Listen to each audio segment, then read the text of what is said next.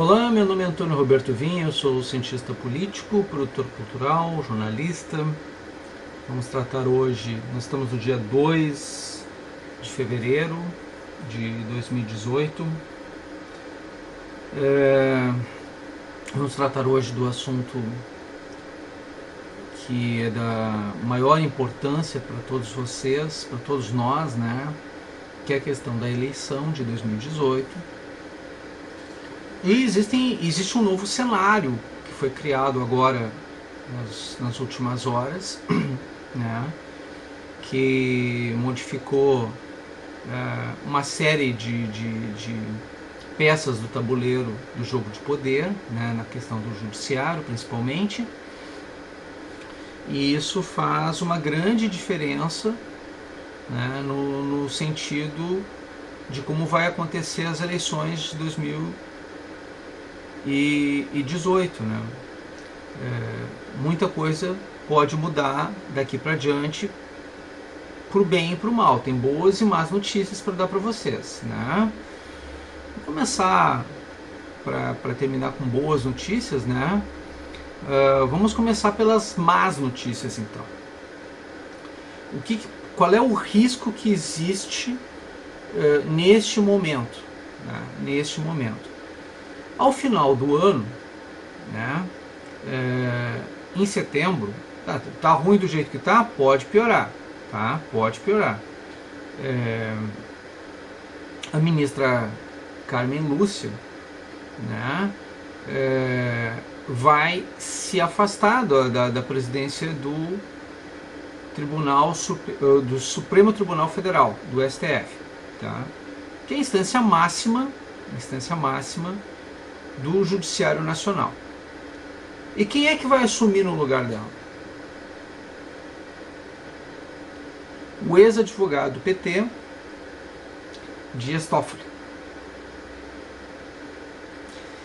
Essa não tem como ser pior que essa notícia, né? Em setembro, quando se espera que sejam tomadas as decisões finais a respeito de Luiz Inácio Lula da Silva, né,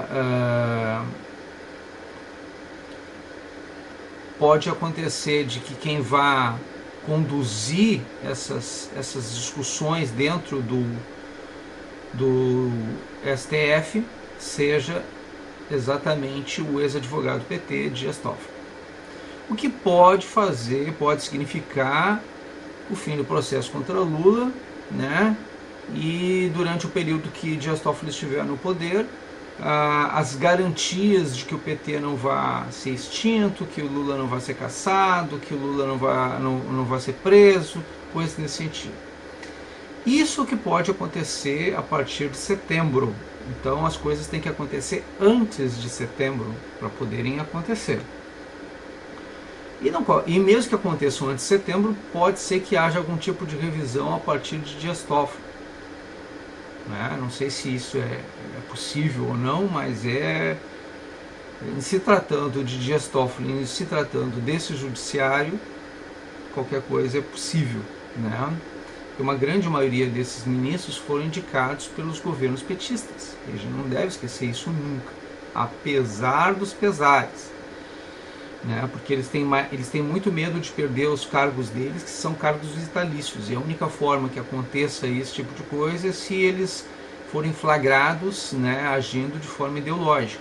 Então talvez seja o que tenha retido eles nesse aspecto até o presente momento. Mas uma vez que o cara que pôs eles lá, os governos que fizeram isso acontecer,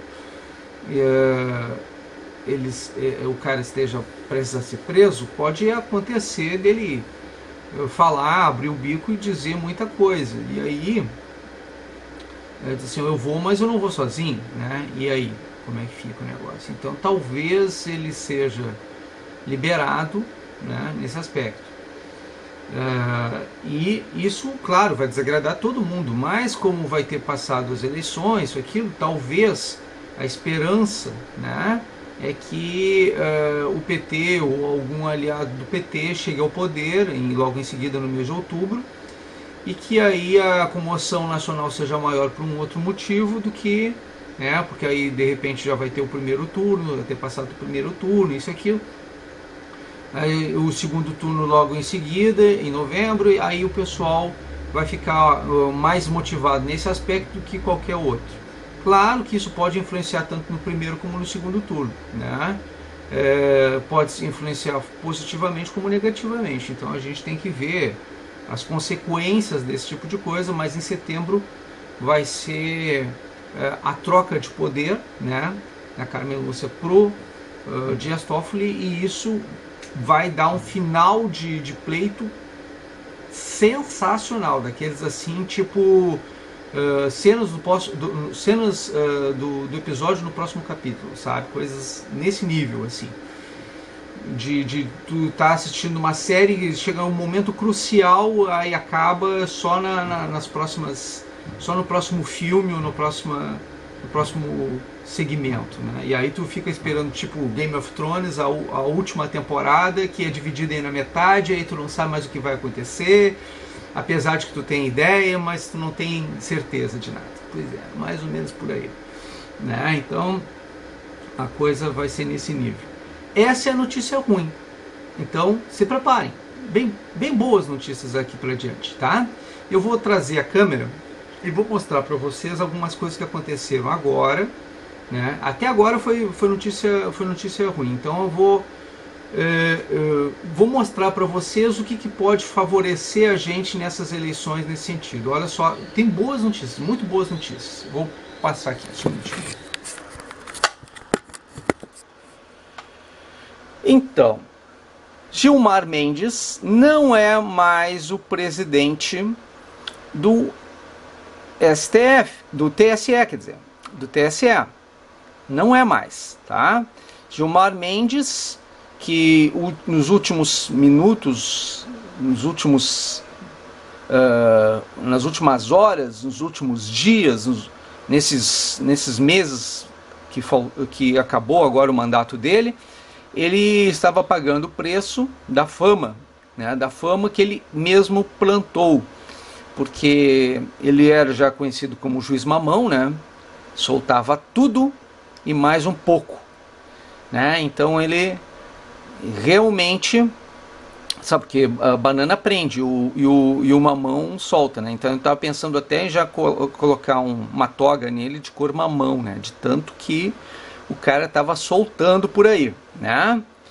E aí, todo mundo deve lembrar, ou quem não lembra, existe facilmente pelas redes sociais, inclusive eu mesmo gravei um vídeo no meu canal. Gente, para vocês encontrarem coisas no meu canal, vocês coloquem, porque eu coloco tags são aquelas palavrinhas-chave, né, para vocês procurarem na busca do YouTube. Então eu coloco tags em todos os meus vídeos. O que vocês precisam fazer para vocês localizarem algum vídeo meu que vocês queiram saber algum assunto, algum comentário meu sobre determinado tema? Vocês coloquem algumas palavras-chave, né, no YouTube, coloquem o meu nome completo, que é o nome do meu nome no canal, né, Antônio Roberto Vigne, V-I-G-N-E, né, e aí vocês colocam lá a palavrinha-chave, digamos assim, corrupção. Aí vocês vão ver todos os meus vídeos que falem sobre corrupção. Se vocês quiserem ver um vídeo meu sobre Gilmar Mendes, vocês colocam lá, Gilmar Mendes, Antônio Roberto Vinho. Vai aparecer todos os meus vídeos que eu falei sobre Gilmar Mendes, tá? E assim por diante. Vai ser bem fácil vocês localizarem qualquer assunto, tá? Só dando uma dica para vocês nesse meio tempo. Bom, o que aconteceu em relação ao Gilmar Mendes? Ele se despediu, né? Se despediu agora, né? Aí lembrou 15 anos de sua passagem pela Justiça Eleitoral. Já vai tarde, né? Porque ele começou a sofrer bullying em avião, lá em Portugal, em tudo quanto é lugar. As pessoas não aguentavam mais ele. Aí, bem nessa situação, ele acabou esgotando o prazo dele da Justiça Eleitoral. E vamos combinar, ninguém está chateado com isso. Todo mundo ficou feliz com a saída de Gilmar Mendes. E, para nossa alegria, né? Para nossa alegria, quem está entrando no lugar dele é exatamente o Luiz Fux, tá? E aí eu estava voltando ao assunto, a questão é a seguinte: Gilmar Mendes, a gente queria que acontecesse dele já ter caído, né, ter saído do poder, mas ainda não é o momento. E eu vou explicar isso depois, logo em seguida, para vocês, o motivo pelo qual isso aconteceu, mas ou está acontecendo, né? Mas o ministro Luiz Fux é eleito futuro presidente do TSE e o ministro Gilmar Mendes, ele pegou e fez aquela pataquada, né, de seu voto de Minerva exatamente para dizer que tanto o PMDB como o PT não podiam ser caçados, né, pelas corrupções eleitorais da última eleição, né? Então, houve comprovadamente corrupção, está comprovado que houve corrupção eleitoral na última eleição, e, no entanto, Gilmar Mendes foi o voto de Minerva, alegando que isso ia desestabilizar as estruturas de poder do governo, isso e aquilo, e graças a ele não foram cassados os direitos políticos do PMDB e do PT. Ou seja, se nós estamos hoje, no país está hoje, na situação que se encontra, é graças a Gilmar Mendes. Eu não estou dourando a pílula para dizer isso, e qualquer um pode comprovar isso no meu vídeo que eu gravei naquele período. A gente ficou indignado, mas pegou e engoliu a seco, porque é a lei, é o que está acontecendo. Tanto que muita gente na época intensivou bastante a questão da campanha da intervenção militar por conta dessa situação.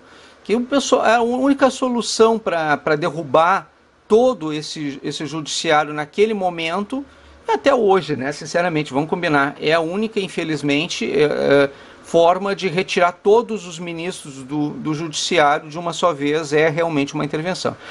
Só que, para convocar uma intervenção militar, como os militares são segundo escalão, só através do Conselho de Segurança Nacional, e os 3 ministros militares são segundo escalão, eles não podem fazer isso, senão seria golpe de Estado, e eles são minoria dentro dessa situação. Então precisaria da anuência do presidente do Senado, do presidente da Câmara, ou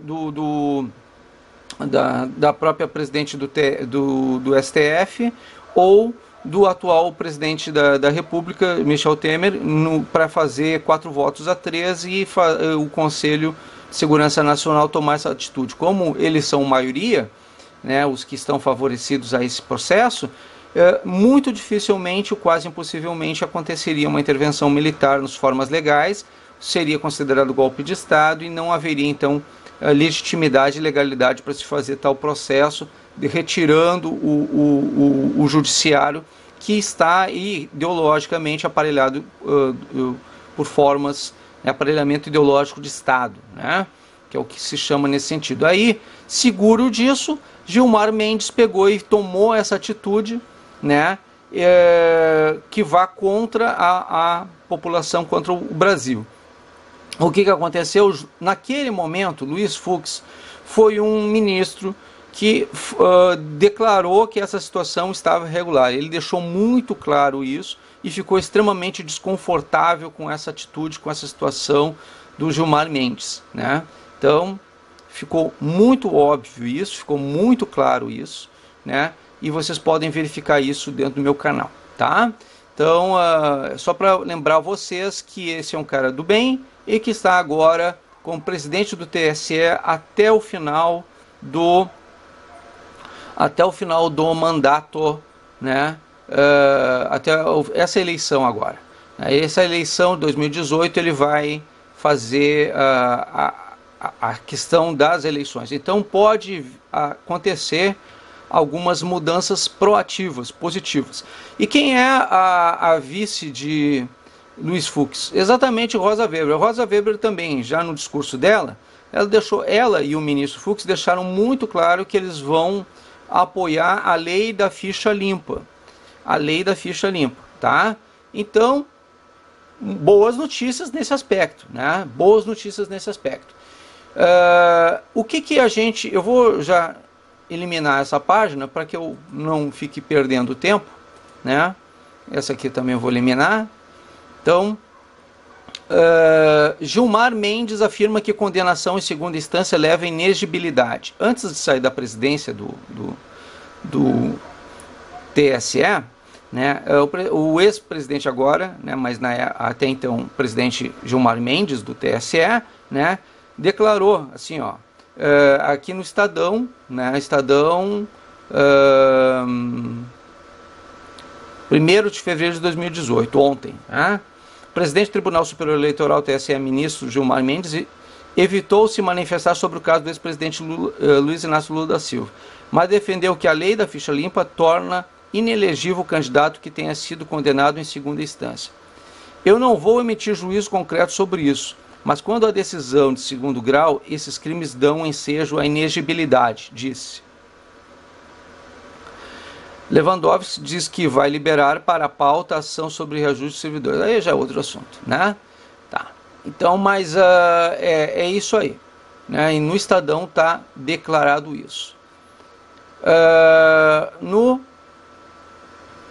Na Folha de São Paulo, Poder, candidatura de Lula é considerada possibilidade remota pelo TSE. Ministro do Tribunal Superior Eleitoral debate a sessão de encerramento de 2017 em dezembro. Tá. Isso aí já é outro assunto. A candidatura, isso aqui é de 27 de 1 de 2018. Tá? A candidatura do ex-presidente Luiz Inácio Lula da Silva é considerada possibilidade remota por ministros dos tribunais superiores ouvidos pela Folha. O cenário é negativo para o petista e as apostas são de dificilmente o TSE, Tribunal Superior Eleitoral, permitirá o registro da candidatura ou, em último caso, dará o diploma caso ele seja eleito. Condenado em segunda instância nessa semana a 12 anos e meio de prisão por corrupção, lavagem de dinheiro, Lula teria que conseguir uma superliminar para que o registro de candidatura fosse definido pelo TSE. Isso quer dizer que provavelmente o PT vai lançar outro candidato, a não ser que a Gleisi Hoffmann cumpra a palavra dela e diga que o ideal é que o PT faça um boicote em todas as instâncias e que não saia com nenhum candidato a cargo público nenhum nessas eleições. O que seria, vamos considerar, uma maravilha para o povo brasileiro, né? Daria o mesmo efeito de como se eles tivessem sido caçados, né, nos seus mandatos, todos eles de uma vez só.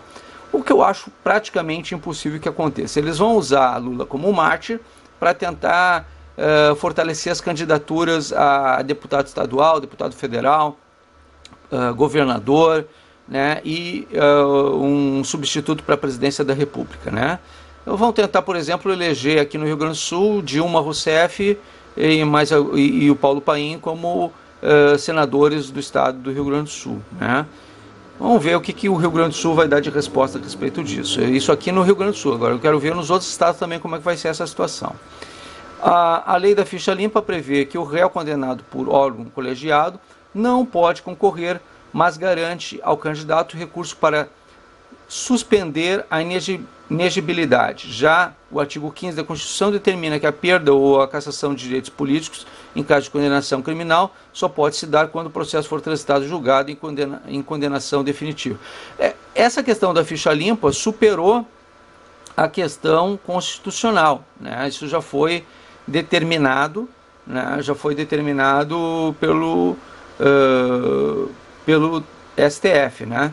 Então, se passar pelo TSE, ainda tem o STF, né? Mas o STF já considerou essa questão. E nessa instância, a maior instância é o TSE, né? Então, vamos considerar que Lula talvez e muito provavelmente não seja candidato em 2018. Essa imagem que a gente está vendo aqui, ó, essa imagem que a gente, deixa eu ver onde é que está. Tinha uma imagem aqui e essa imagem foi retirada.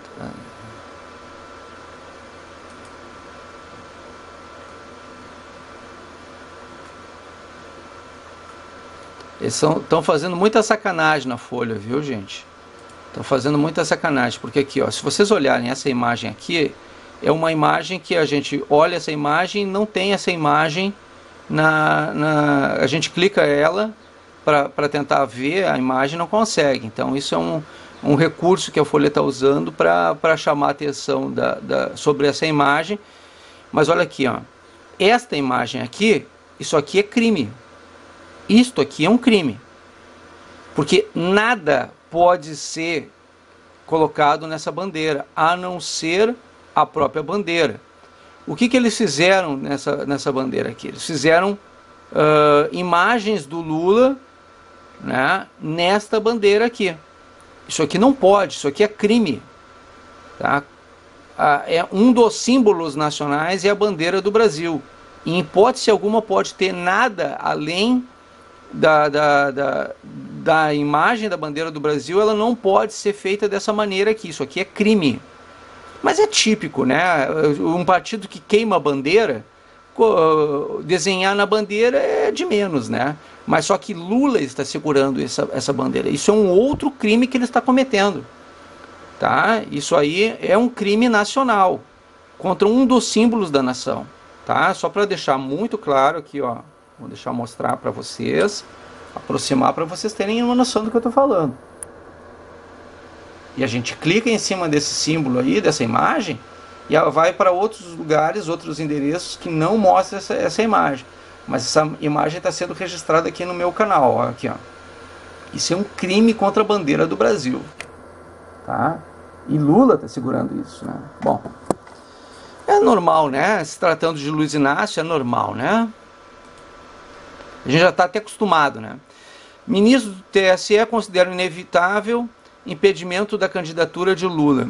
Dia 25 de 1 de 2018, às 5 horas, no blog do Camarote, né? No G1. Diante da decisão unânime do colegiado do Tribunal Regional Federal da 4ª Região, ministro do Tribunal Superior Eleitoral considera inevitável a cassação do provável registro de candidatura do ex-presidente Luiz Inácio Lula da Silva, informa repórter Nilson Clava, na Globo News. 2 ministros ressaltam ao blog que a lei da ficha limpa deixa claro que o candidato condenado por um colegiado por crimes como corrupção passiva, lavagem de dinheiro, fica automaticamente inelegível. Esse é o julgamento, é justamente o caso do ex-presidente Lula. É um prato que já está feito. Praticamente vamos nos reunir apenas para a formalização do que já deixa claro a lei da ficha limpa, resume um ministro. Com a manutenção unânime da condenação, a expectativa é que os ministros do TSE oficializem o impedimento de Lula na primeira semana de setembro. Ok, primeira semana de setembro. E até lá, Lula registra sua candidatura, sai candidato e faz campanha, né? Aí, como é que fica essa situação? Né? Vai ser aceito ou não? E agora, com a palavra, o ministro Luiz Fux, né? Ele vai ser o novo presidente do TSE e provavelmente ele vai recusar, muito provavelmente ele vai recusar, né? Claro que aí vai dar chorumelas, isso aqui por parte do PT, o mimimi tradicional, mas é o que provavelmente vai acontecer. Se Luiz Fux recusar essa candidatura, o que vai acontecer? O registro dessa candidatura talvez seja julgado só lá em setembro. Em setembro entra também o Dias Toffoli no poder. E aí entra a questão. O que vai acontecer primeiro? Quem vai nascer primeiro? O ovo ou a galinha? Há quem diga que seja o galo, né? Mas Lula está mais para Ganizé, né? Vamos ver o que vai acontecer.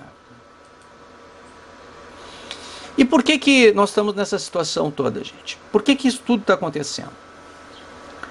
Bom, a PEC 457 de 2005, tá, proposta da emenda à Constituição, virou situação transformada na emenda constitucional 88 de 2015, tinha origem como PEC 42 de 2003. Tá?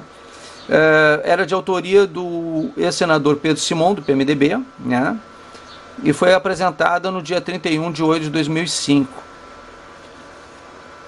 A alteração do artigo 40 da Constituição Federal, relativo ao limite de idade para aposentadoria compulsória do servidor público em geral, e acrescenta dispositivo do ato de disposições constitucionais transitórias.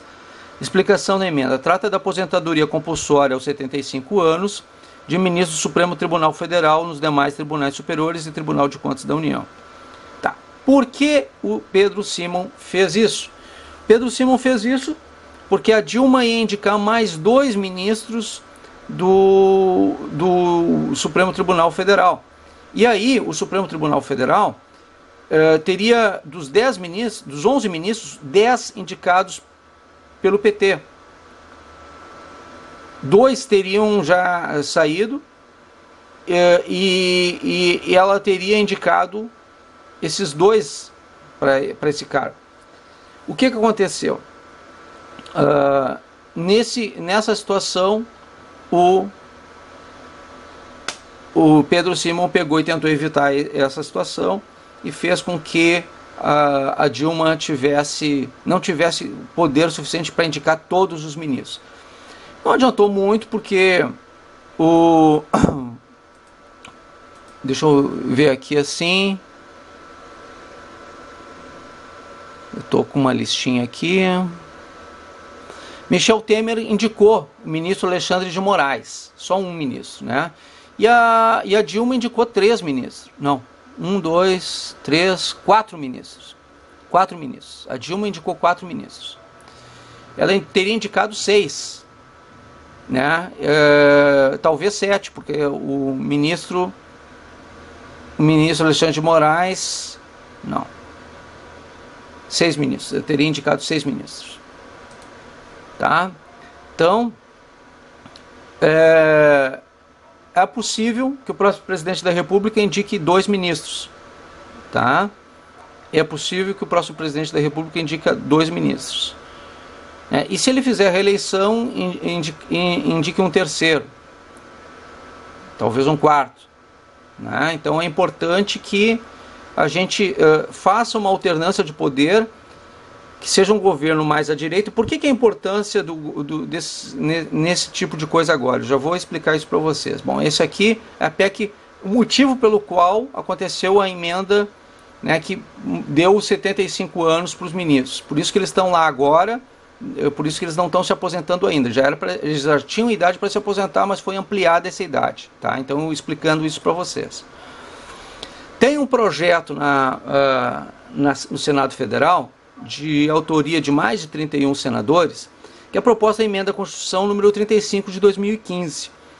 E essa proposta, ela altera o artigo 101 da Constituição Federal para modificar a forma de escolha dos ministros do Supremo Tribunal Federal.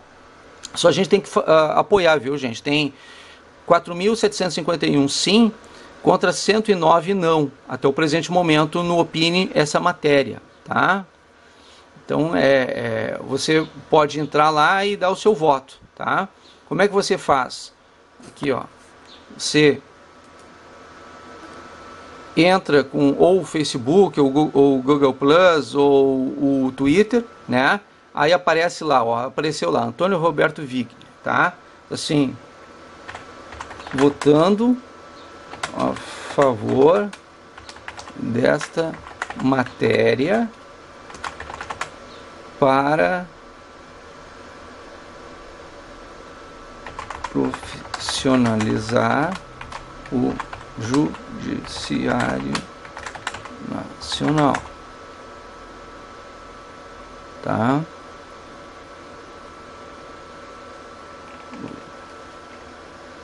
Vamos colocar aqui. Tribunal Supremo Tribunal. Tá. Mas já com link lá direto, ó. Votando a favor dessa matéria para profissionalizar o Supremo Tribunal Federal. Tá? Senado Federal, Programa de Cidadania, Consulta Pública. Aí eu já estou remetendo isso direto para o meu Facebook. Tá? Compartilhando. Opine essa matéria. Você apoia essa proposição? Sim. Confirma. Tá?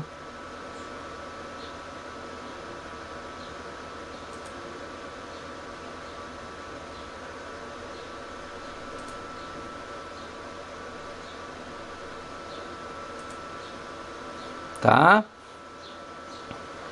Então, tá votado, tá? E aí aumentou lá ó. Se vocês forem ver, 4.751 votos, tá? Que é o meu. Então, o que essa proposta faz?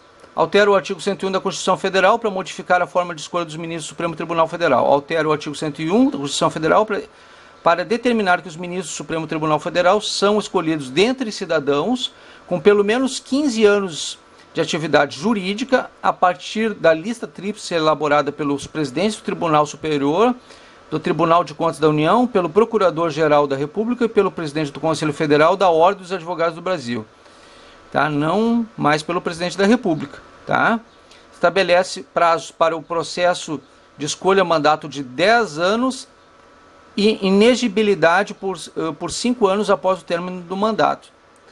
Vocês estão entendendo o que significa isso? Quer dizer, não fica mais na mão do presidente da República essa indicação, é de um grupo de entidades, né, que ele passa por um crivo, né, essa pessoa também determina que o mandato dos ministros não é mais ad eternum, né, até a aposentadoria, 75 anos, mas que tem um prazo de duração de 10 anos, ou seja, tu vai alternando os ministros, oxigenando o poder no Judiciário Federal.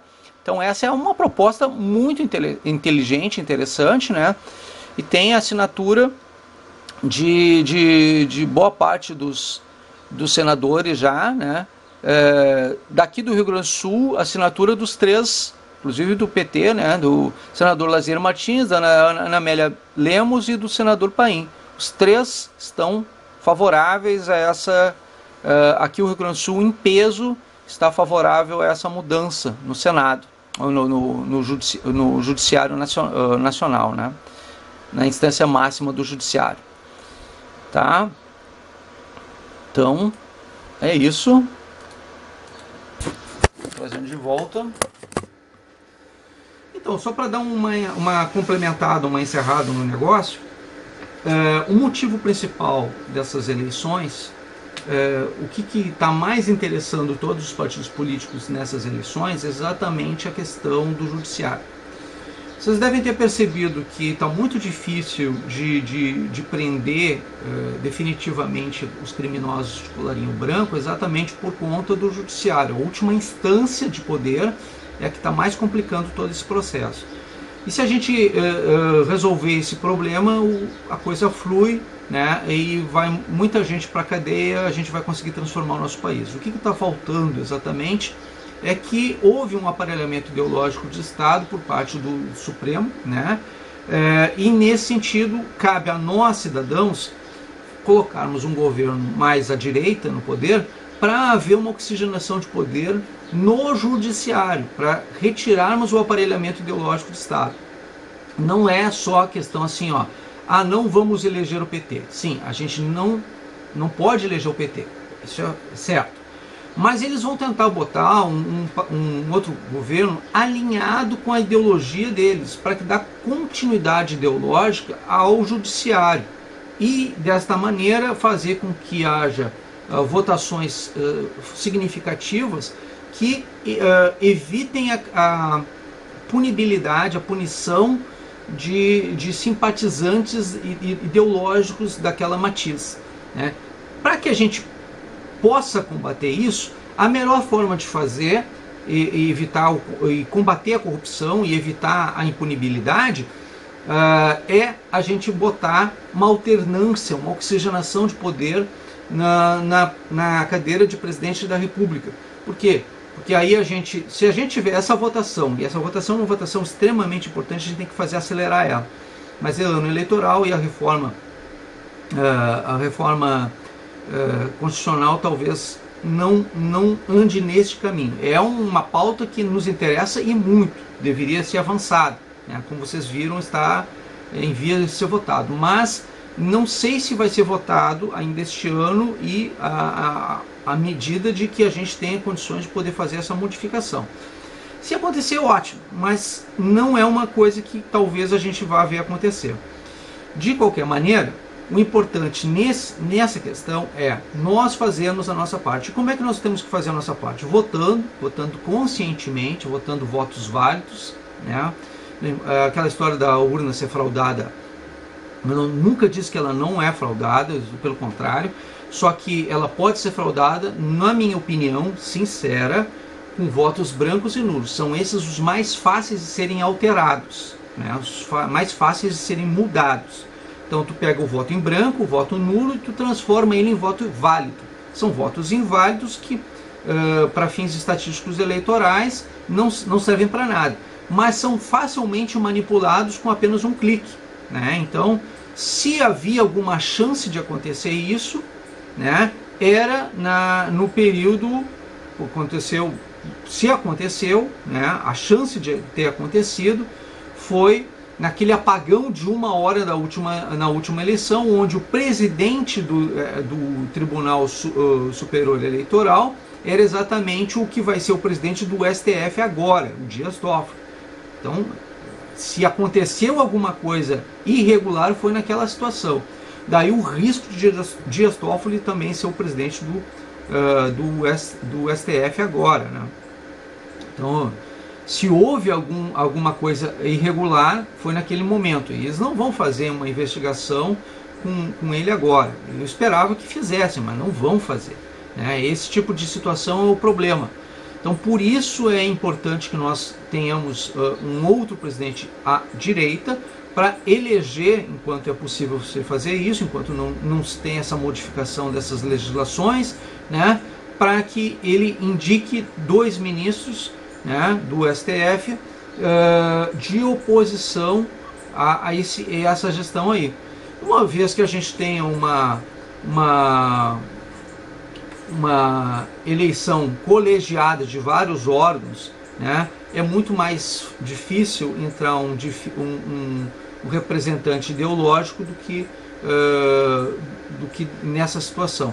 Não que não vá acontecer, não que não possa acontecer, mas há uma tendência a não ser mais, ainda mais se o povo eleger governos, aí a importância de não só eleger presidente, mas também deputado federal e senador de direita. Por quê? Porque são eles que vão fazer esses votos nesse aspecto, né? E aí vai ficar mais fácil a gente controlar também essa situação, entendeu? É importante a gente votar todos, deputados estaduais, deputado federal, senador, presidente da República, mais à direita, para fazer oxigenação de poder no Brasil, porque o Brasil precisa dessa oxigenação de poder. É importante para essas eleições, para esse pleito.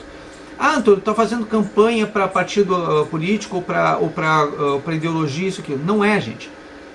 A importância aqui, o que eu estou comentando com vocês, a importância aqui é a alternância de poder, a oxigenação de poder. Se hoje há aparelhamento ideológico do Estado, é porque um partido ou um grupo ideológico assumiu o controle da nação e acabou utilizando isso para fins políticos e do crime organizado. Houve um aparelhamento ideológico do Estado e acabou criminalizando a política nacional, porque não há oxigenação de poder, não há alternância de poder e houve o vício de poder.